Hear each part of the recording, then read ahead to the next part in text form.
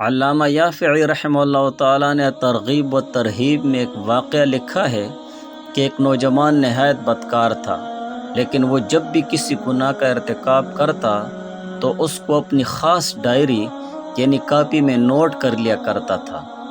ایک دفعہ کا واقعہ ہے کہ ایک عورت نہایت غریب، اس کے بچے 3 دن سے بھوکے تھے، بچوں کی پریشانی نہیں برداشت کر سکی تو اس نے اپنے پڑوسی سے ایک عمدہ ریشم کا جوڑا عاریت پر لیا اور اسے پہن کر نکلی تو اس نوجوان نے دیکھ کر اپنے پاس بلایا۔ جب اس کے ساتھ بدکاری کا ارادہ کیا تو عورت روتی ہوئی تڑپنے لگی اور کہا، میں فاحشہ زانیہ نہیں ہوں، میں بچوں کی پریشانی کی وجہ سے اس طرح نکلی ہوں، جب تم نے مجھے بلایا تو مجھے خیر کی امید ہوئی۔ اس نوجوان نے اسے کچھ درہم و روپے دے کر چھوڑ دیا اور خود رونے لگا اور اپنی ماں سے آ کر پورا قصہ سنایا۔ اس کی ماں اس کو ہمیشہ گناہ سے روکتی اور منع کرتی تھی۔ آج یہ خبر سن کر بہت خوش ہوئی اور کہا، بیٹا تو نے زندگی میں یہی ایک نیکی کی ہے، اس کو بھی اپنی کاپی میں نوٹ کر لے۔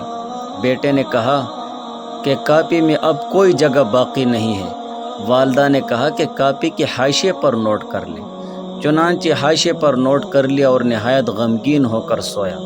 جب بیدار ہوا تو دیکھا کہ پوری کاپی سفید اور صاف کاغذوں کی ہے، کوئی چیز لکھی ہوئی باقی نہیں رہی، صرف حاشیے پر جو آج کا واقعہ نوٹ کیا تھا وہی باقی ہے، اور کاپی کے اوپر کے حصے میں یہ آیت لکھی ہوئی تھی، ان الحسنات یذہبن السیئات، بے شک نیکیاں برائیوں کو مٹا دیتی ہیں۔ اس کے بعد اس نے ہمیشہ کے لیے توبہ کر لی اور اسی پر قائم رہ کر مرا۔ پس ہر مسلمان کی بہترین اور خاص پرسنل ڈائری وہ ہے جس میں وہ اپنے دنیاوی کھاتوں کا حساب نہیں بلکہ اپنے اعمال کو لکھے اور ان کا حساب کرے، جو نیک ہوں ان پر شکر کرے اور جو برے ہوں ان پر توبہ اور استغفار کرے۔